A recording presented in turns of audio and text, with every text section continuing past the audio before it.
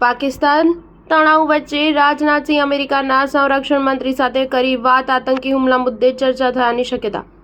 પહલગામ આતંકવાદી હુમલાને લઈને ભારત અને પાકિસ્તાન વચ્ચે તણાવ વધી ગયો છે. પાકિસ્તાનને ડર સતાવી રહ્યો છે કે ભારત કોઈ પણ સમયે તેના પર હુમલો કરી શકે છે. તો બીજી તરફ વૈશ્વિક સમુદાયને પોતાની વાત સમજાવવાની પહેલ પણ ઝડપી બનાવી દીધી છે. આ દરમિયાન ભારતના રક્ષા મંત્રી રાજનાથસિંહે આજે અમેરિકાના રક્ષા મંત્રી પીટ હેગસેટ સાથે વાત કરી છે. બંને વચ્ચે પહલગામ આતંકવાદી હુમલા મુદ્દે વાતચીત થઈ હોવાની શક્યતા છે. આ પહેલા વિદેશ મંત્રી એસ જયશંકરે સંયુક્ત રાષ્ટ્ર સુરક્ષા પરિષદના 7 કામચલાઉ સભ્યો સાથે ટેલિફોનિક વાતચીત કરી હતી. ભારતીય નૌસેનાના અનેક પ્રકારના યુદ્ધાભ્યાસ કરી રહી છે, જેમાં મિસાઇલ ફાયરિંગ અને યુદ્ધાભ્યાસ સામેલ છે. આગામી દિવસોમાં અનેક પ્રદર્શન અને અભ્યાસ કરવાની યોજના છે. ભારતીય કોસ્ટગાર્ડે ગુજરાત તટ પરથી દૂર આંતરરાષ્ટ્રીય સમુદ્ર સરહદની નજીક યુદ્ધ જહાજ પણ તૈનાત કર્યા છે, તેમજ પાકિસ્તાન પર ચાંપતી નજર રાખી રહી છે.